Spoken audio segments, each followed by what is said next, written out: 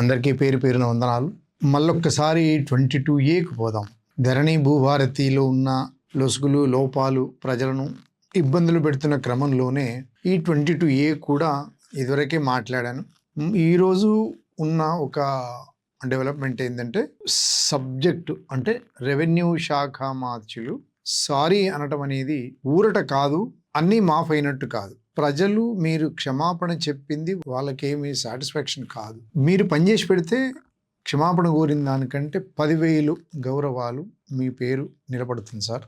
2015లో ఇచ్చినటువంటి order high court చెప్పింది. ఇప్పుడు దాదాపు మా దగ్గర 5,000 కేసులు పెండింగ్లో ఉన్నాయి. ఇవన్నీ కేసులు మాకెందుకు, మీరు డిస్ప్లే చేయండి ఏ సర్వే నెంబర్ నిషేధిత జాబితాలో ఉంది అనేది డిస్ప్లే చేయండి అని అనింది. పట్టించుకోవడం లేదని మరి 2024 కూడా అదే అనేటప్పటికీ గవర్నమెంట్ ఏం చేసింది, హైకోర్టు మాటిమాటికి ఈ మాట అంటుందని చెప్పి స్ట్రేట్ అవే ఇన్స్ట్రక్షన్స్ ఏంటంటే అవన్నీ అప్లోడ్ చేసేయండి అంటప్పటికి ఆ 2015లో తయారు చేయబడినటువంటి పిఓబి జాబితాను ఇందులో అప్లోడ్ చేసేసింది. అంటే జాబితాను రిపీట్ చేస్తూ అందరి సంతకాలతోని గవర్నమెంట్కి అప్పయిపోయింది. గవర్నమెంట్ ఇంటర్న్ రిజిస్ట్రేషన్ శాఖకు పంపి అన్ని సబ్ రిజిస్టర్ ఆఫీసులలో ఈ నిషేధ జాబితా వచ్చి కూర్చుంది. అందులో ఇప్పుడు కోర్టు ఆర్డర్ని డీనోటిఫై చేయలేదు, తర్వాత కోర్టు డైరెక్షన్స్ ఉన్నాయి డీనోటిఫై చేయలేదు, తర్వాత అన్ని రకాల అనుమతులు ఉన్నవి డిలీట్ చేయలేదు. అంటే అన్ని రకాల క్లియరెన్స్ ఉన్నా కూడా డిలీట్ చేయకుండా అన్ని తీసుకుపోయి దాంట్లో పెట్టేసిండు. నిషేధిత జాబితా అంటూ తయారు చేయబడ్డ లిస్ట్ అందరి చేత సంతకాలు అంటే కింది స్థాయి నుంచి ఎంఆర్ఓ ఆఫీస్లో తహసీల్దారు, ఆర్డీఓ, జాయింట్ కలెక్టరు, తర్వాత అన్ని స్టేట్ మొత్తం కలిపి సీసీఎల్ఏ సంతకం పెట్టి అయిపోయింది. మరి ఇట్లా ఇది ఇవాళ అందులో ఉన్న నంబర్లో ఉన్నటువంటి అందరు వ్యక్తులు ఎవరు వెళ్ళి ఓ వస్తువు అమ్ముకుందామన్నా కూడా అన్ని నిషేధ జాబితాలు అని చెప్పి డైరెక్ట్గా ఆయన డిస్ప్లే అవుతుంది. నేను అంటుండే ఆయన చెయ్యని కాదు, ఆటోమేటిక్గా అది నాట్ యాక్సెప్టింగ్ అనేది వస్తుంది, సిస్టంలో చూపిస్తుంది. ఇక్కడ వచ్చిన పేజీ అంతా ఇందులో ప్రభుత్వమే ఆక్షన్ పెట్టిన ల్యాండ్స్ వచ్చేసినాయి, హెచ్ఎండి ఆక్షన్ పెట్టినాయి, రెవెన్యూ వాళ్ళు ఆక్షన్ పెట్టిన ల్యాండ్స్, సీలింగ్ క్లియరెన్స్ అయిన తర్వాత అన్ని అనుమతులు తీసుకున్న తర్వాత కూడా 22Aలో వచ్చినాయి. తర్వాత ప్రభుత్వం ఆక్షన్ పెట్టిన ల్యాండ్స్ కూడా దాంట్లోకి వచ్చేసినాయి. మరి ఏం చేద్దాం, వాళ్ళు ఎక్కడ వస్తుంది అంటే ఇంట్లో ఉన్నోళ్ళు ఉన్నారు, అవసరం పూర్తికి అమ్ముకుందామంటే పోతలేదు, ఏం చేయాలి? ఇటువంటి వాళ్ళు మేడ్చల్ డిస్టిక్లోనే 511, రంగారెడ్డిలో ఒక ఇంత, ఈ రకంగా వాళ్ళకి ఎవరెవరైతే అవసరాలుండి అమ్ముకోవడానికి రిజిస్టర్ ఆఫీస్కి వెళ్ళిన వాళ్ళందరికీ కూడా రిజిస్ట్రేషన్ ఆగిపోయింది. మేజర్గా బయటపడ్డది నారపల్లి. అది మొత్తం పట్టుకొని నిలబడ్డారు అంతా. ఎంతకాలం ఇది, మనం ఏం చేద్దాం అనే ప్రశ్న. ప్రభుత్వమే చెప్పింది అప్లోడ్ చేయమని, అప్లోడ్ చేసినాక ఈ తప్పులు జరిగినాయి. ఇవాళ పరిస్థితి ఏంటంటే మీరు చేసిన తప్పులకు నేను క్షమాపణ చెబుతున్నా, మా అధికారులు తీసుకున్న తప్పుల నిర్ణయానికి నేను బాధ్యుని కాబట్టి నేను క్షమాపణ చెబుతున్నా. క్షమాపణ అనేది సమస్య పరిష్కారం కాదు, కాకపోతే ఏం చేస్తే బాగుంటుంది అనేది ప్రభుత్వం ఆలోచించి చెప్తే బాగుంటుందని మనము కోరుకుందాం. ఇందులో అన్నీ ఉన్నాయి. మనము కోకాపేటలో సర్వే నెంబర్ 239-340లో 300 ఎకరాల భూమి highest sale auction bid amount in all over India. ఎకరాకు కొన్ని 100 కోట్లు నేనైతే ఎక్కడ చూడలేదు. ఆ భూములను కూడా దీంట్లో నిషేధ జాబితాలో పెడితే ఎలా ఉంటుంది. దాని పక్కన కాజా కూడా, అది కూడా కొన్ని 100 కోట్ల ఎకరాలకు అమ్ముడు పోయింది. డైరెక్ట్గా వాళ్ళకి పొజిషన్ హ్యాండ్ ఓవర్ చేసి హై రైజ్ వస్తున్నాయి కదా, దాని పక్క పొట్టే చిన్న చిన్న ఇండ్లు వచ్చినాయి.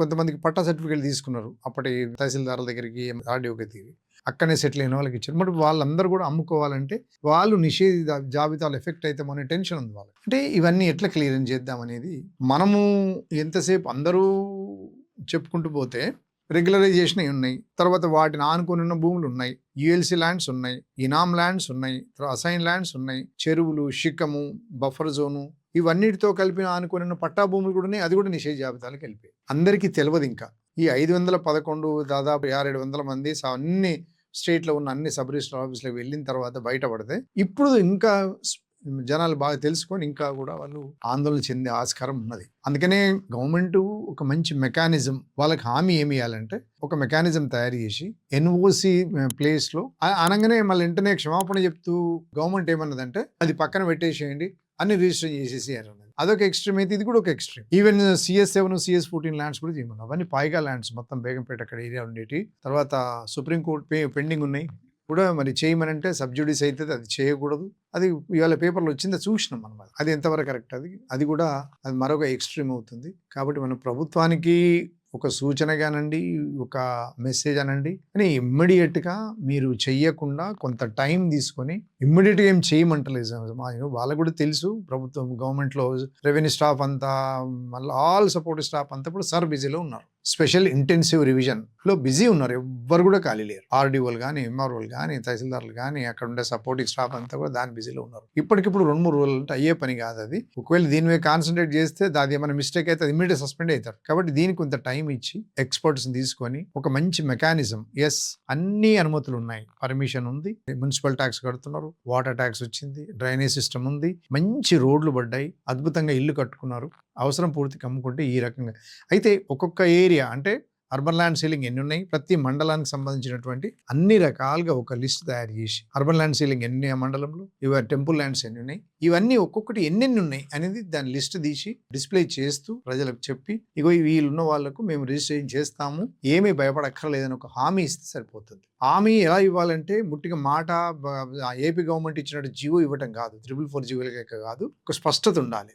గవర్నమెంట్ కూర్చొని ఒక ఆర్డినెన్స్ తీసుకురావాలి. ఎస్ ఈ కండిషన్లో పర్మిషన్ తీసుకొని కట్టుకొని అన్ని స్టాట్యూటరీ ప్రొవిజన్స్ ఉన్న వ్యక్తులకు ఎలాంటి నష్టం లేదు, మేము వాళ్ళకు ఈ రకమైన వెసులుబాటు కల్పిస్తామని ఒక ఆర్డర్ చేతిలో పెట్టి ఉండాలి. వాళ్ళు ఎవరైనా వస్తే ఆ డాక్యుమెంట్స్ అన్ని ప్రజెంట్ చేస్తే వాళ్ళకు దాన్ని ఎన్ఓసి అంటారా ఇంకేమంటారు, ఒక ఎలిజిబిలిటీ అంటే డాక్యుమెంట్ పర్ఫెక్ట్ గా ఉంది, ఈయన పొజిషన్ లో ఉన్నాడు, ఈయనకు అన్ని రకాల డాక్యుమెంట్ ఉన్నాయి కాబట్టి is the owner of the house, government కి ఇంట్రెస్ట్ లేదు దీని మీద అనేది ఒక వాళ్ళకు లెటర్ జారీ చేస్తే కాన్ఫిడెంట్ గా ఉంటారు. లేకపోతే అంతే ఇక సఫర్ అవుతూనే ఉంటారు. ఇక నాకు తెలిస్తే మరి వాళ్ళు ఆడపిల్లల పెళ్లిళ్ళు పెట్టుకున్న వాళ్ళు కట్నం కింద ఇచ్చిన వాళ్ళు భూములు కూడా నాకు భూమి ఇవ్వకపోతే నీ బిడ్డొద్దానంటే ఏది మన కురుమిద్దలో ఒక ట్రైబల్ సోదరుడు నోటిఫై అయినప్పటికీ నీకు భూమి ఇవ్వకపోతే నాకు వద్దు అని అంటే కల్లా అమ్మాయి ఆత్మహత్య చేసుకొని చనిపోయింది ఆమె. అట్లా జరగకుండా ఒక ఇల్లు విషయం కానీ తనుండే స్థలం విషయం అని జరిగితే అలాంటివి జరగకుండా ప్రభుత్వం దయచేసి బాధ్యత తీసుకొని అవసరమైతే ఒక చట్టం తయారు చేసి మొడాలిటీస్ తయారు చేసి రిటైర్ అయిన వాళ్ళను, సర్వీస్లో ఉన్న వాళ్ళను, లేకపోతే లీగల్ ఎక్స్పర్ట్స్ను, సర్వే డిపార్ట్మెంటు, తర్వాత వీళ్ళందరినీ కూర్చొని పెట్టి ఒకటి ఏదైనా తయారు చేసి ఇస్తే బాగుంటుందని చెప్తూ ఇవాళ మంత్రి గారు క్షమాపణ చెప్పడం అనేది గవర్నమెంట్ కూడా అప్పుడప్పుడు కొన్ని మిస్టేక్ చేస్తూ ఉంది, తెలిసి తెలియక కొన్ని మిస్టేక్ చేస్తూ ఉంది. ఇంతెందుకంటే రాణి కుముదిని గారి ఇల్లు కూడా ఎలక్షన్ కమిషన్ ఆమెది, ఇవన్నీ కూడా నిషేధ జాబితా. జూబ్లీ హిల్స్, బంజారా హిల్స్ కంప్లీట్గా ఒక జడ్జెస్ కాలనీ మొత్తం అందరు కూడా 22,000కి రావాలి. వీళ్ళంతా వస్తే అప్పుడు వాళ్ళకి అర్థమైతే 22A బాధ ఏంది అనేది. కాబట్టి వీడియో పబ్లిక్ అవేర్నెస్ కోసం చేసినా దయచేసి ప్రభుత్వం మీద ప్రశ్నించి ఒత్తిడి తీసుకొని వస్తే సీరియస్గా కూర్చొని చేస్తారని ఆశపడదాం. ప్రజలు వారి ఆస్తులకు ప్రభుత్వం ఏ రకంగా నష్టం జరగదనే కాన్ఫిడెన్స్తోని ప్రజలు ముందుకెళ్ళాలి. ఆ దిశగా గవర్నమెంట్ నిర్ణయిస్తుందని ఆశిస్తూ ఈ వీడియో చూడండి, కొంచెం తెలుసుకునే ప్రయత్నం చేయండి, చాలా మందిలో చర్చించండి. ఏ చర్య తీసుకునే వరకు కూడా మీరు సైలెంట్గా ఉండొద్దని, ప్రశ్నిస్తూనే ఉండాలని కోరుకుంటూ, లైక్ చేసి షేర్ చేస్తారని కోరుకుంటూ, సబ్స్క్రైబ్ చేయమని కోరుకుంటూ ధన్యవాదాలు. Thank you very much.